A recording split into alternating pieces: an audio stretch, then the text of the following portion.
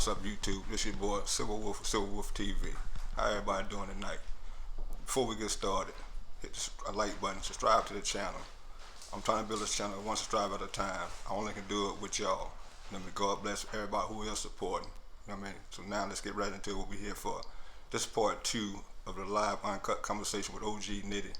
Part 1, we talked about the time he was doing when he was in prison, before he went to prison. This time we're going to talk about the time he got doing while he was in prison and stuff. So no introduction, further introduction, let's get right to it. What it is, YouTube family. First and foremost, I'd like to give a shout out and tip my bees to all the blood and bloodettes across the nation. Second, I'd like to give a soldier salute to all the real G's still in the game, still keeping it 10 toes down. Third, I would like to make sure I ask each and every one of y'all across the nation, all the G's and all the GX, to support my campaign and to friend my 2 little brothers, Purple and Porky. 2 real bloods doing real blood things. Without further ado, I believe the last time we spoke, I talked to y'all about my entry into the penitentiary. But when I was in the penitentiary, I believe it was maybe my second, third day at the most. Being young, I had a phone habit because I had a girlfriend. And so when we was coming out the yard, you would get at least a half an hour before it was time to lock in from the yard. So as I was going towards the phone, I seen something that really, it puzzled me and I found disgusting at the same time. And it was a man attempting to rape another man. They was on the second tier. I never forget this. And the guy who was trying to rape the other guy, he was trying to pull the guy's sweatpants down. And the guy was holding on to his sweatpants with one hand and trying to hold on to the door frame with the other hand as he was trying to shove him in the cell. So a crowd started to form. And I never forget this, the look on this guy's face. He was in such a frenzy, such a zone, that his eyes was bulging out his head. And he had like this big gigantic afro. And his eyes was bulging out his head, and you were hearing people in the crowd saying, "Hey man, let him go, motherfucker, let him go, bitch." And he was so zoned out that he couldn't even hear none of this. I can tell by the look on his face, right? And he was biting on the guy and everything. And it really blew my young mind. And he was so zoned out into his mission of trying to rape this other guy, another man.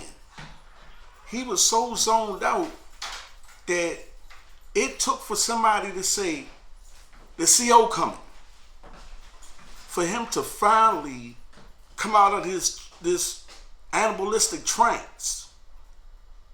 And I never forget what he did, and it was the most disgusting thing to this day that I ever seen. Because he was holding the guy in almost like an L type of lock, but he was so strong that he was doing it with one hand. He had 2 nicknames in there. I learned later on that one of them was called Donkey Kong because he was known to be gorilla strong.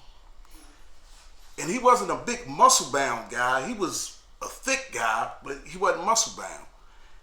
And it just amazed me that he was in such a frenzy that he actually did, like I said, to this day, the most disgusting thing I've ever seen in my life.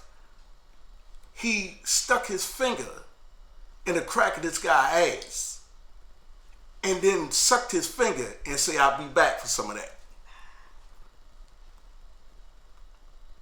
At such a young age to see something like that, I knew right then that I was going to have to kill somebody. It was no doubt in my mind. And so I prepared myself But in the course of me preparing myself, I was going through the day-to-day events of the Maryland Penitentiary. And I remember the first time I sent my laundry out. And when my laundry came back, it was missing 2 pair of jeans.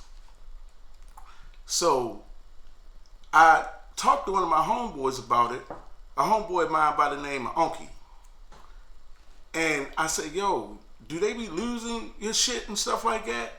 He said, no, little bro. He said, they ain't lose your shit, somebody trying you. He said, you're gonna have to set the bar.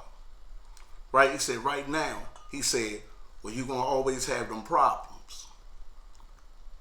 Unky was in there probably about, probably almost 10, maybe 15 years before me. So I knew he knew the penitentiary. And I knew him from around my way. And I always remember him as a gangster. So he said, you're going to have to set the bar. So I remember telling him, say, man, well, tell me which one of the laundry guys. I said, who did the laundry, right? So he pointed the guy out. I remember when I went up to him, I slapped him. I said, bitch, you better get my fucking jeans back. I didn't even know if he was the right one. I didn't care. Because I knew that he was going to go get them jeans back. Or he knew what else. And I was prepared to kill him about that. Something as small as 2 pair of jeans. So when my man, Uncle, he said, yo, he said, you're going to really have to set a standard for you not to be played with. I said, okay.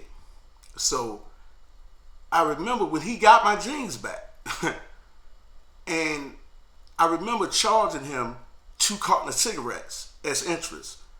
And that was his way of, from stealing from me. Right? And to set the standard, nobody fucking steals from me. I don't give a fuck who you are, who you're supposed to be. And I'm willing to die about my respect. So after this, time was going on, and I seen some of the old legends from around my neighborhood. I come from a neighborhood in Baltimore City called Park Heights. And I remember seeing these legends, and they was like celebrities to me. Some of these guys, they was my heroes and who I wanted to be. Like, I didn't never want to be a firefighter. I never wanted to be a police or a doctor. Explain a little bit more what your street celebrity was for the people who don't know. Explain more what the street celebrity was. They might think they talking about a real star. No, I'm talking about street celebrities. The guys who you see driving the big cars when you was coming up. You see had the baddest women. Right? You see they had the best jewelry on. And they always look like, man, life is so easy. Life is so great. So, you know, I was never in love with the actors of back then, the James Cagney's and, you know, the Robert De Niro's.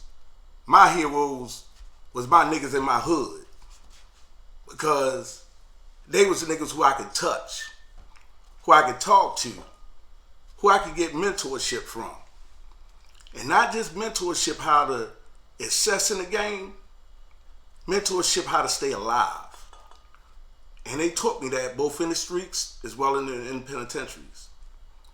So as I went on, it saddened me so much because I seen some of the old gangsters from my neighborhood. It seemed like they was doing bad.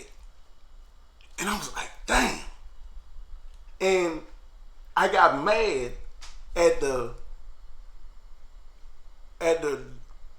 bros in my hood, from my neighborhood. I got mad at them because I looked at it like they paved the way for us all. How could you ever disrespect them like that? So I remember getting a bunch of dope into the penitentiary. And the first thing I did, I never forget this, I get a little emotional about this because I love my hood. and I love this game. So I remember getting all these cigarettes and commissary and all that, and I took it to each one of their cells, and I filled their cells up. I said, your cell will never be empty again. And I formed the guys from Park Heights. We was about, probably about 30, 35 deep in the penitentiary at the time. And we all walked together. And we walked like we was a gang. And we were so loyal to each other. And it made me feel so good inside. Because I got to take care of my heroes.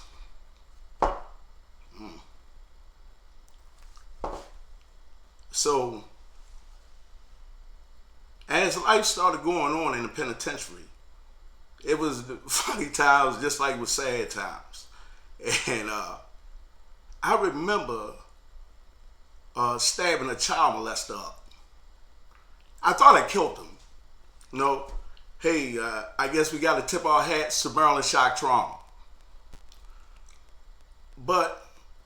And I never forget what they said that he said at his court hearing. Him and his brother, or they was rap buddies, I think they was brothers. And I never forget what they said. They said that this 7-year-old little girl who they raped and killed and threw in a dumpster, like the cowards that they was. The one that I stabbed, thank God to this day that I got him. They said he said at his hearing that she was big for her age. When he first came in the penitentiary, you know, that Nation of Islam was pretty strong. So he tried to hurry up and join the Nation of Islam. Right? They was very militant. You know, I mean, he was even proud to be around them as a black man. And so he tried to hurry up and join them. So before I could find out what his name was, he had already joined. So finally, once I found out his name, I'll never forget this. I went to the guard station and I looked his name up and to see what cell he was in. And so I never forget it. My man, Big City, may he rest in peace. And his rap buddy, because I don't deal with yo because I hear he done turn rat. And I don't fuck with rats, 2-legged ones or 4-legged. So I remember them sitting on a picnic bench, and I was so happy that I was getting ready to go kill him. I remember skipping down the tier with a knife in my hand. Real talk. And he said, hey, motherfucker, where you getting ready to go? I said, I'm getting ready to go kill this nigga up on the 4th tier. I'll be right back. Right? And him and his rap buddy started laughing. But I met him, his brother George, which also was a dear friend of mine, may he rest in peace, from out D.C.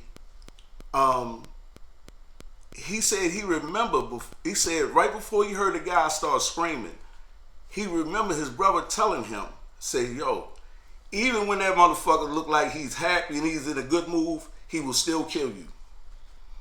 He said, man, he will still do harm to you, never think because he's laughing that you're out of harm's way.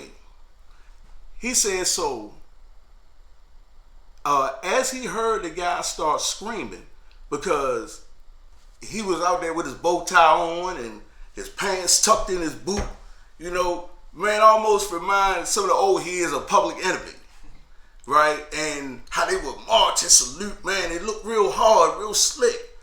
And he up there real militant and standing straight. And I say, hey, it ain't Mel, ain't it? He like, yeah, black man. And I stuck that knife in his fucking chest. Right? And he tried to jump back. And I remember grabbing his throat with one hand and stabbed him in the chest. So he did the one thing that any prison nigga know. The one wrong thing, rather. he turned his fucking back and started running. You can't defend yourself running. So as he was running, I remember stabbing him in his back. I was trying to hit him in his, what they call your medulla oblongata. When we first got into the penitentiary, all the younger dudes, they gave us body charts.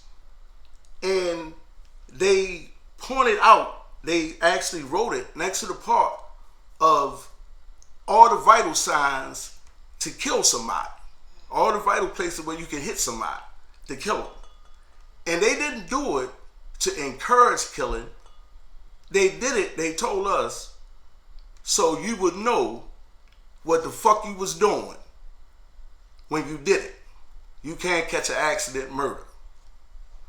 So as he fell, he tried to turn over. And I remember, because he was bigger than me, and I remember sitting on his chest, right? And it's a few dudes, because they still tell me, and they joke about this to this day, and thank God one of them is free now, and they said I traumatized them because that was their first day in the penitentiary. And I remember him trying to block, but every time he tried to block, I was stabbing his arms and then hold that arm down and stab him again and again and again. So he passed out. I thought I killed him. So I did it during the best day in the penitentiary, fried chicken day. Everybody goes to lunch on fried chicken day. And so I knew that I could catch him up on that tier by himself, I would be able to get away with it. So it wasn't nobody around. So I remember, excuse me for 1 second. So how long was you in penitentiary when this happened? I think I was in the penitentiary for about, I'm gonna say maybe 4 to 5 years. So I remember when he passed out, I was dragging him up the tier to look for an empty cell by the back of his collar. And like I say, he was bigger than me. So, cause I was pretty small when I first came to the penitentiary. As I remember, I think I was 120 pounds, right? So I remember dragging him, and my walking buddy, who was also deceased now, O'Donnell Johnson, they used to call him Soul. I remember him coming out his cell and seeing what happened and picking his feet up. He said, grab him up top. And so we turned this guy down the tier. We turned looking for an empty cell. So I remember getting so tired from stabbing him and carrying him that I really was exhausted. I was ready to pass out. And so I came across some white boy cells. And so I remember I said, fuck that, let's put him in here, right? So I remember taking a blanket off the top bunk. And as I was, we put him on a blanket, I was getting ready to wrap him up in the blanket and stick him under the bed. And it's funny now, but it scared the living shit out of me at the time. I remember he came back too, and it was like a gasp, and he reached up. And it scared me, and I stabbed him so fucking hard that the knife got stuck underneath his collarbone, and I couldn't pull it back out. And so I'm thinking, oh shit. So I take the bottom of my shirt and wipe my fingerprints off of the handle of the knife, because it was made in what they call a powerhouse back then. So you can get a real nice knife with a wooden handle. So my man Soul was, the whole time he said, man, come the fuck on, man. Come the fuck on for everybody, come back. Come the fuck on. So I'm wrapping him back up in a blanket. So these white guys, they had these bags of clothes up underneath their bunk. So what I did was move the bags of clothes, stuck him all the way up underneath the bunk, and put the bags of clothes back on top of him. So it so happened to be an officer, I think her name was Hicks or something like that. And she came back early for lunch, and she heard the screams. Like, the penitentiary was 5 tiers. The Maryland penitentiary was 5 tiers. So she heard the screams and she like went and said something to the sergeant in them. Because like sometimes guys would do that to play, to make the police run up there and shit like that and get them tired today because guys might just be bored. So they said, man, that's probably just somebody up there playing. And he said, no. She said, no, not these kind of screams. Why no fuck about playing? So finally they came up there. And it was a sergeant. I never forget him, because they locked all us down. And we had these little pieces of mirror. We used to stick out the bars to be able to see up and down the tier. So I remember when they was making us come out one by one, they were trying to find if was anybody breathing hard or anybody was bleeding or had any scars on them. Right? So they made us strip down, take our shirts off. They didn't make us strip down to our underwear. They just made us take our shirts off. We had to spin around. They looked at us and everything. So I passed the smell test. Right? Because I had already changed clothes, put a pair of pajamas on and my skull cap. Right? So when they got to a man's soul cell, he not realizing the guy's still bleeding. He not realizing he's walking in the blood. So they followed his bloody footprints back to his cell. And what they did, they picked up his tennis shoes. And they said, hey, who these belong to? He said, yeah, they be me. They said, yeah, lock him up. Now, I'd already passed a smell test, but before I get to that, I hear the sergeant scream out, he's in here.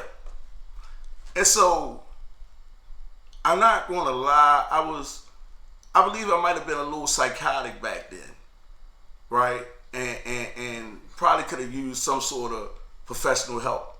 I mean, I'm being real, I'm not even playing. But because I remember giggling, right? Like, shit, I'm so what y'all found, that nigga dead. Right? And then the sergeant come back out the cell and say, he's still alive, get the stretcher. And I say, what? And so my grin stopped now, because shit got serious. So I say, damn, this motherfucker gonna identify me now. Right? So I remember 2 female officers walking past my cell coming back with the stretcher. They used to have these orange hard stretchers that he used for medevac, you know, and I remember them carrying the stretcher saying, one of them saying, shit, I don't know what they tell to get a stretcher for, that boy dead, right? So they took him out and they took him to shock trauma. And so after they locked my man's soul up, we had a chief of security, was a cold-blooded homosexual, right? But man, was this motherfucker smart. I'm talking about, man, he knew the penitentiary like nobody fucking business. And what he told one of the guards, they say when they brought my man's soul up on what they used to call the level. That's where all the big wigs at, the captains, majors, and chief securities and all them, warden and all them. So they say, man, where the other one at? He say, who? They say, what's the other little motherfucker name? Frank Nitty or something? They say, if he had something to do with it, he did too. They walk buddies. They walk the every fucking day. So he said, man, go get that motherfucker too. So I'm up this motherfucker. I'm protesting when I get up there. Oh man, I'm putting my motherfucking lawyers on you. Motherfucker, you framing me. You locking me up for no fucking reason, right? He like, well, I tell you what. He said, I'll lose my motherfucking job before I ever let you step foot again in my penitentiary. Man, did he fucking mean it. So, he put us both on, like we was on what they call admin SAG for a whole summer. And it made it so bad, it was a heat wave. And he was such a homosexual bitch, right, that he actually told them, don't give them their fans. Because on admin, for the prison niggas who watching this, right, they've been to the joint, been behind the G-wall before, you know, you get to have a fan in most, you know, prisons. And so he said, don't give them their fans. And so every time that I would hear this bitch on the tail or I would get a video. He wouldn't even come at my cell no more, because every time he would come at my cell, I would try to spit on him, because I hated this motherfucker guts. So he started coming at my cell, and he told me, again, he said, man, I'm going to keep you on this motherfucker so fucking long. He said, your friends are going to forget about you. Like I said, he meant business. And just like he said the first time, he said, before your feet touch my penitentiary again, he said, you'll be leaving out this motherfucker. He meant every word. He sent me to the Supermax. So, because he told me one thing before I left, I never forget this. He said, I only seen a few of your kind. He said, and I want you out of my fucking prison. He said, because you're a young one. And I didn't grasp what he said at the time, because I was so angry this bitch was sending me to a Supermax. So he had already sent word over there to give me hell. So when I first went into the Supermax, they put me on a pod called A pod. A pod was the worst pod in the entire Supermax, because it was filled with nothing but shit slingers. And they used to throw shit at each other so much every fucking day that you could smell the shit out in the hallways where officers go to eat, the officers' dining room, visit the visiting booths, all that. It was just fucking horrible. But amazingly, nobody ever threw shit on me. It was as if, yeah, they was shit slingers and the most bitch ass niggas that known to man. Especially this one bitch named Walter Hall, but I'll get to this bitch later, right? But they, for some miraculous reason, they never threw shit on me. And then when one of them would threaten me, it was like they kind of say, okay, we're not like you, but we respect what you did, right? So, and even if one of them would try to start something with me, another shit slinger will come out there to defend me and say, bitch, if you fuck with him, I'm gonna fuck with you. And then another one might say, yeah, bitch, if you fuck with Frank Nitty, I'm gonna do this and that. I say, well, shit. God damn, this ain't even respect amongst motherfucking bitch ass niggas.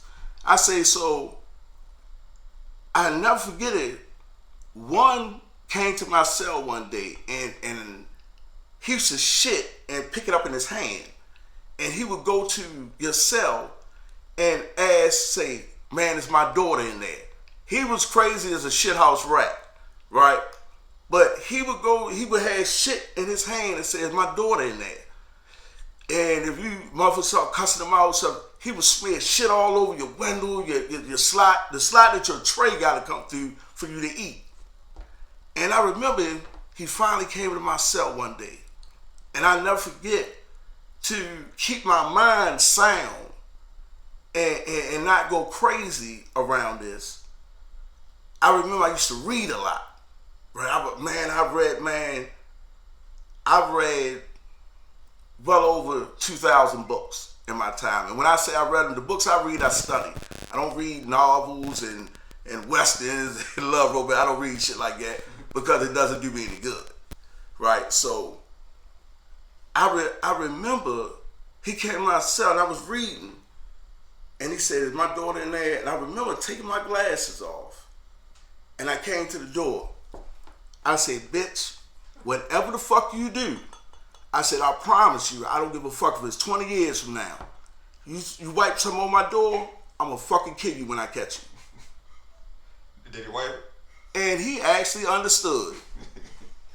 And he walked away and asked somebody else the question. It was like, I said, damn, that worked. Because I thought for sure he was going to do it. I said, okay, this bitch is an enemy for life, right? But surprisingly enough, he didn't do it. So I remember a captain and a lieutenant, they was doing a walk around, what they call a tour of the tiers. And I remember the captain, I remember he was all right as far as COs go, right, named Chambers.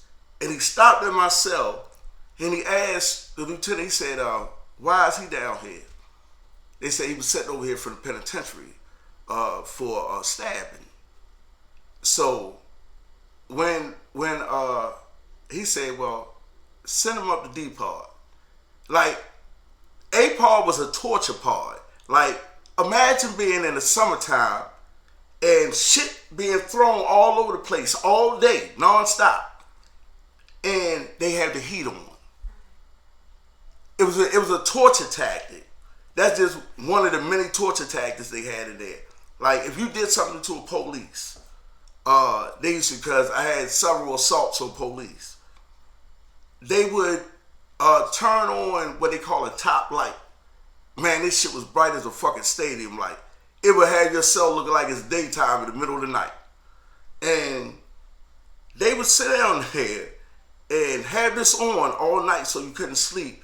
And they had recordings that they would sit down there, excuse me.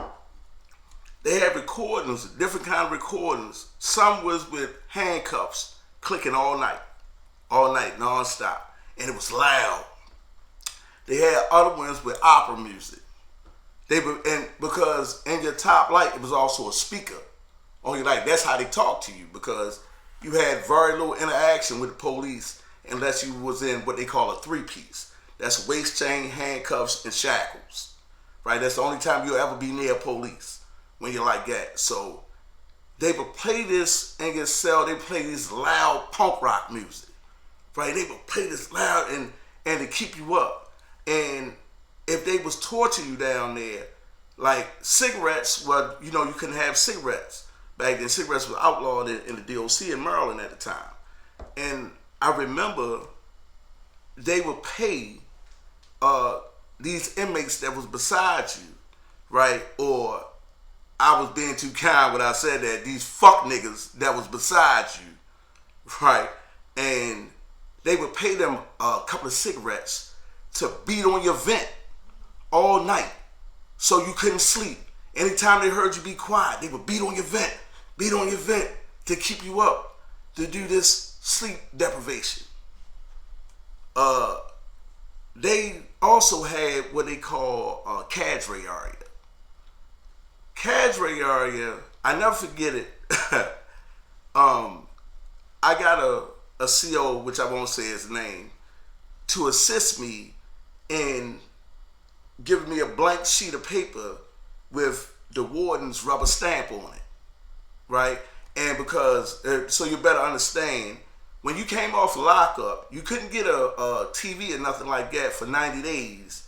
And then when you got it, you had to put in a request and the warden rubber stamp approval. So I got a hold of this blank piece of paper, right, with his signature on there. And I never forget this. He was I was selling them for 40 stamps a pop. So guys who just came off of lockup was getting their TV in 2 weeks. A motherfucker like police walking by, this motherfucker sitting laid back with the fucking TV. They say, no, okay, that's why that motherfucker been so goddamn quiet, right? So finally, some fuck nigga told on me, right? And like, man, he out there selling rubber stamps. So they come out, because I used to get the police to go Xerox them, right? And get me like actually down there whole packs of paper with his signature, right? I was selling them because I've always been a hustler, right? Whether it was Flatfoot or in the game. So I was selling these, and they put me up in the Cadre area. And the Cadre area, when you go in, it's a cement slab, almost by the size of this table. There's no mattress, and they put you in a three-piece that I was telling you about for however long they decide to keep you the fuck up there, right? It's no set time. So they had me up there because I wouldn't tell on the police.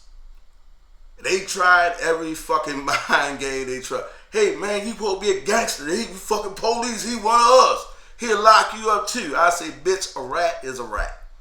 And I'll never be. So they kept me up there for 17 days in a three-piece. And the only time that they would take it off is when I told them I had the shit. Only time for 17 days. Every time I finished, they would be right there. They put it right back on. That's how I had to walk around the cell all day, right? That's how I had to sleep at night. So finally, a sergeant came up there, and I'll never forget it, man. Far like I said, here another. As far as COs go, hey, he was all right. As far as a CO, right? So his name was Lewis. I never forget this. And he came. He said, man, he unlocked. He came up there. He got the slot keys. He said, come on, man. Come on, man. He said, man, hit the door. He said, look, man, I just told the major and the warden, said, man, you ain't gonna never sweat a fucking confession out his ass. Right? That motherfucker lay up that motherfucker to the end of time. Right? He said, man, so I told him, man, I'm taking you on back. So they agreed. So I never forget this. When he went back, he took me back to the motherfucker's cell, and he said, what's your next hustle? I said, stay tuned. Right? And he laughed and walked away when he put me back in my cell. My next hustle, I was selling tobacco. Right? Because, like I said, tobacco was outlawed back then. It still is, to my understanding. And but all the stamps that I had accumulated over the time, I remember, I had like books and books and books of stamps, man, endless stamps. And I finally talked to police. I said, man, why don't you trade these in for me, man? Right, next time you go to the post office or something. Finally, he took them. I never forget, I gave him 500 stamps. It's in the book. So he took it. He said, man, what you want me to do with this? I said, man, hey, man, send me a money order or something, man, and, put it in an anonymous name, right? He said, oh, okay. And so I knew I wanted to start selling tobacco. So I never forget it. I said the next time I did that with him, I said, man, look, fuck that money order, man. We don't even want to make no paper trail. Well, bring me in a couple pouches of that tobacco. And he did. Then 2 made 4, then 4 made 10. Right? And I started selling them. I was selling for commissary. And then I got to the point that I started selling them for money. Right? And then I sold and sold and sold. Right? And it was funny to see the Max, really, because to be honest, I had a fucking blast. Right, to be honest. I had a fucking blast. And it had its downsides, but it had its more good times. How long was you at Supermax before they transferred? The first time, I think it was 18 months. Because they were just opening up a jail in Jessup, a prison in Jessup, what they used to call the penitentiary annex, that they later started calling JCI. Right, so I got on that load to go down there. Right, I got on that load when they started transferring prisoners out of penitentiary, and man, I remember when I first got down there. Well, like I said, the time I stayed in there for 18 months that time. The second time I went in there, I stayed for 5 years, and the third time I went in there, I think I stayed for 3. And they wouldn't accept me no more. Because they said there's nothing they could do because I had a... That's in Supermax, right? Yeah, because when I went back down JCI, man, I had this... It was like I had this run of bad luck. And it's like, man, every time I was trying to get something in, man, so I could hustle. Hey, niece, hit that. It's hot as shit. All right, so I remember, like when they wouldn't accept me last time because I had beat up a sergeant. But I beat him up because I had this real fucking bad run of luck. It's like every time I would try and get a package in, man, so I could get back on my feet like I wanted to, it was like something would happen. The shit get knocked off in the visiting room, man. Motherfucker, man. Sitting there, get it in the motherfucking police bum rushing nigga I got going in there to get it. I'm like, God damn.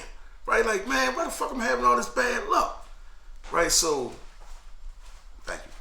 So, I remember it had made it through.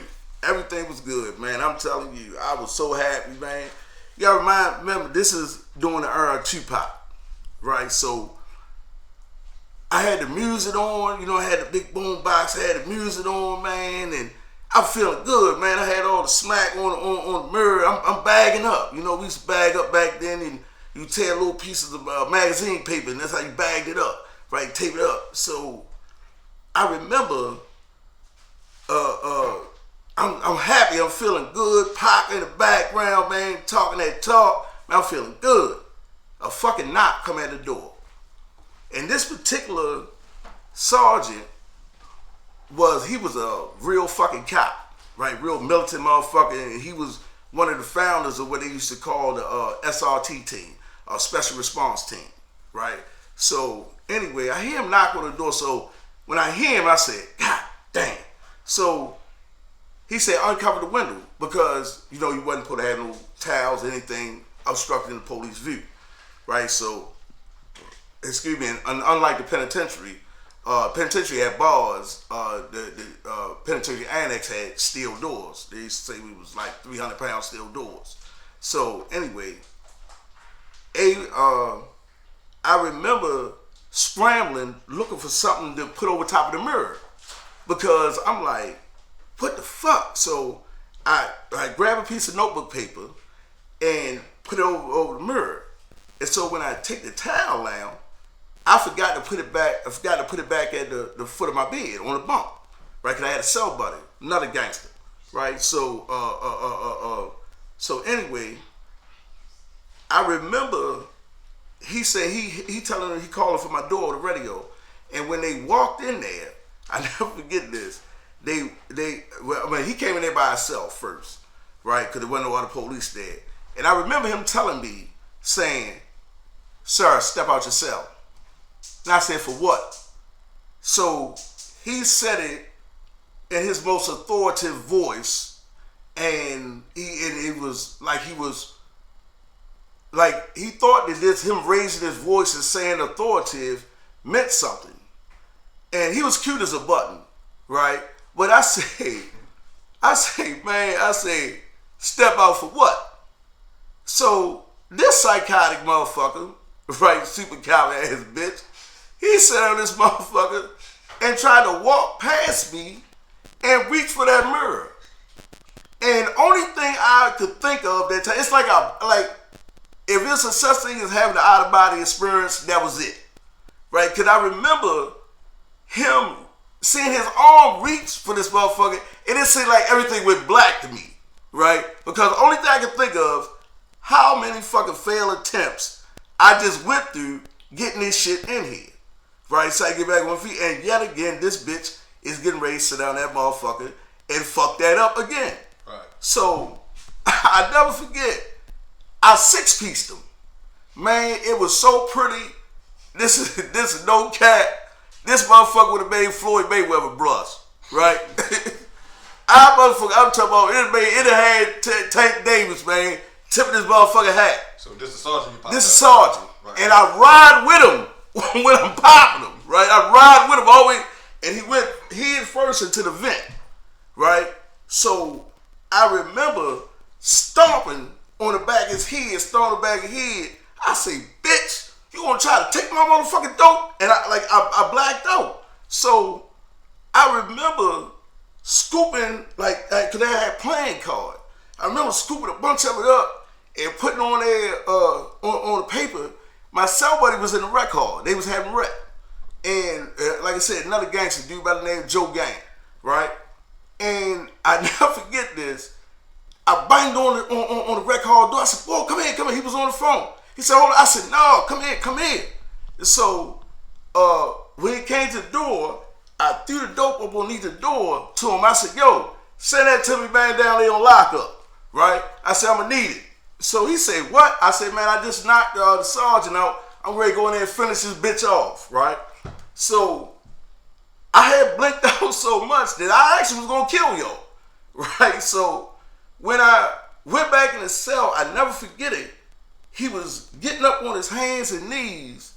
And I remember one of the wrestlers I used to like back in the day as a kid used to be called the Orange Sheik. Right? And he had this move called the Camel clutch for all the old heads that used to watch wrestling. Right? So he had this joint called the Camel clutch. And I remember grabbed him up underneath his chin and locking and sitting on his back. And I remember ran all the way back and to the point that I could feel the back of my head touch his fucking calves. Because I was trying to break his back. Right? So I was so gone because I'm like, okay, because back then you do something to the police, they're going to fuck you up. That's a given. Right? And most likely you're going to be handcuffed and shackled while they're doing it.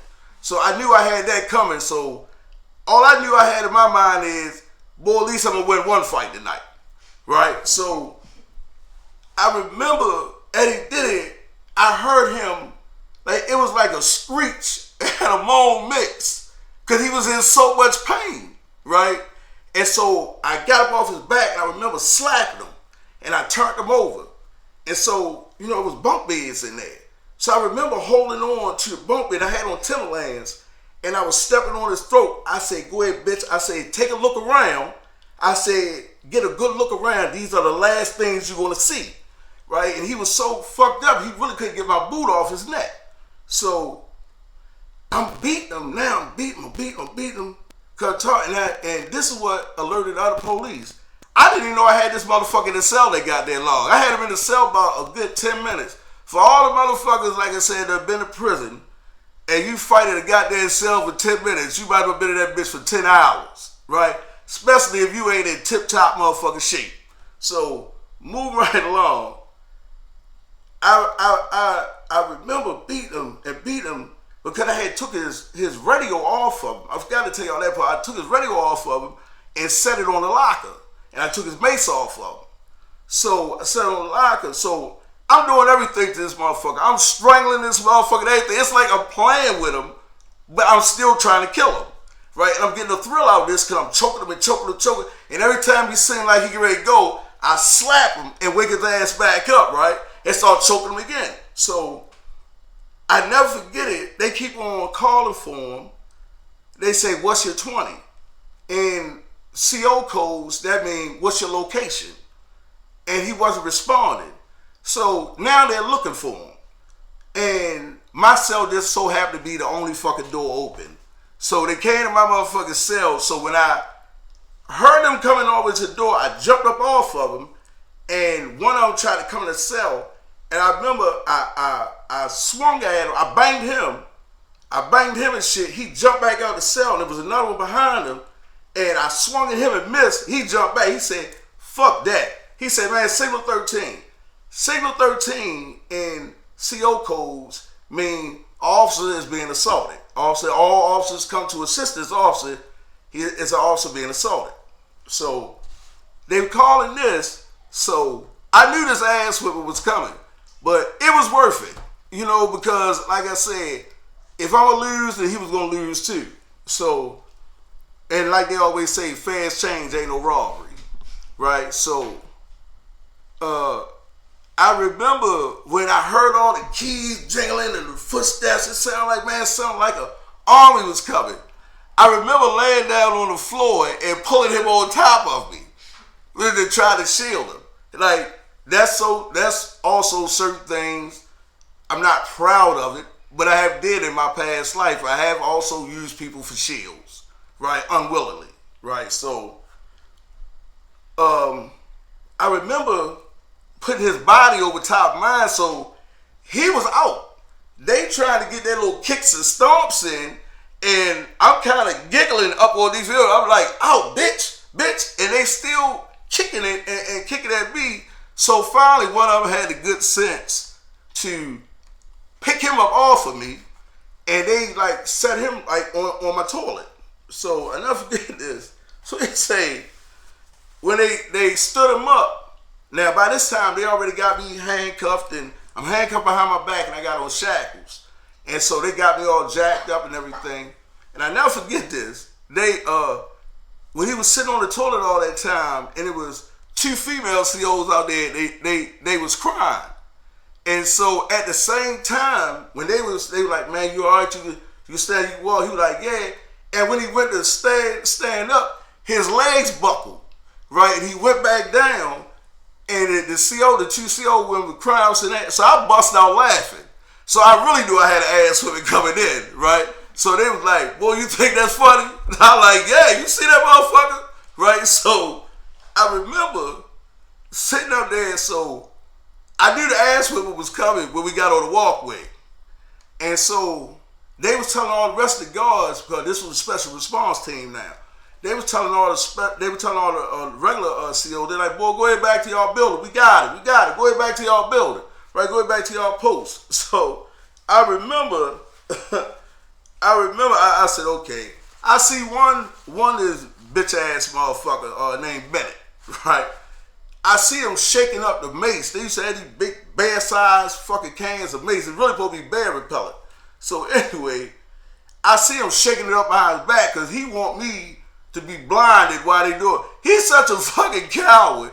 I'm in handcuffs behind my back and with shackles on. He still want another motherfucking advantage by now basically so I can't see why they beat my ass. I'm like, God damn. So I see him, he turned around, he sprayed me in the face with it, right? And so then the punches coming, and one of them, I'll never forget it, he grabbed my shackles and snatched my shackles, so I hit my head on the back of the sidewalk they had out there, the little walkway, and they stomped me while I'm upside down and shit, and I'm saying, man, y'all bitches, man, it's 6 of y'all, and stay study, I'm like, yo, it's 6 of y'all bitches, right?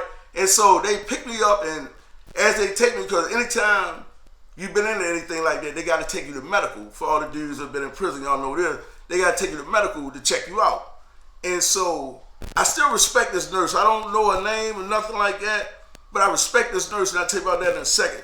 So they punching me and all this stuff and they had knocked me down, picked me back up. They punching me while we going to the back of the hospital. And so they stopped when we get up there. So by this time, they done swole my eyes, they bust my lip, they gave me stitches in the top lip, all this shit, right? And so they try to tell the nurse what to write on the report. And the nurse said, no, I'm gonna write what I see.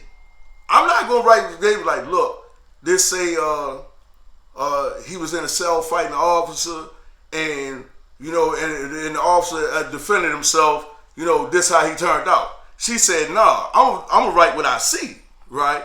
She said, because there's 6 of y'all, and she said, we've been watching y'all on the cameras jumping on him since y'all first brought him out of the building. So now they done huddled up, right? They done huddled up, man, the bitch ain't getting on board. And the bitch, I don't even want to call her bitch. This black woman, this beautiful black woman, what she did, she went and called the hospital and said, hey, it's a guy in here needs to go to the hospital, but they're trying to put him in isolation to cover it up. So by this time, the hospital gets in touch with the head doctor over there and said, hey, y'all got a guy that need to come in here? We said, it's a guy that's been assaulted. He's bleeding and needs stitches and all that. So now they're in hot water. So I never forget it. It was a captain. Used to be a real cop motherfucker, but I guess as he moved up in rank, he turned out to not be the fuck nigga of COs like he used to be, right? So, I remember him coming to the hospital. He said, look, man. He said, the warden asked me about this situation because I was there when you was taking out that cell and you didn't look like this. He said, and the warden has asked me, do you want to press charges? I said, no.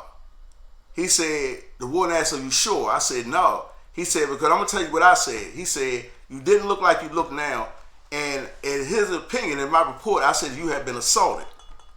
And so I said, no, I won't press no charges. Because on my mind, I'm going to keep it G. You know what I mean? Charges ain't going to get my motherfucker lick back. You know what I mean? That's for fuck niggas. Like, we'll deal with that another motherfucking time. Right? So that's how I went. But unfortunately, I'm going to have to cut this because my time is running out. But we going to pick up on this, man. And like I said, man, from every hood to Hollywood, man, keep that shit pushing. I'm out. Thanks for watching. Remember, hit that like button, subscribe to the channel. Civil Wolf Team. Peace.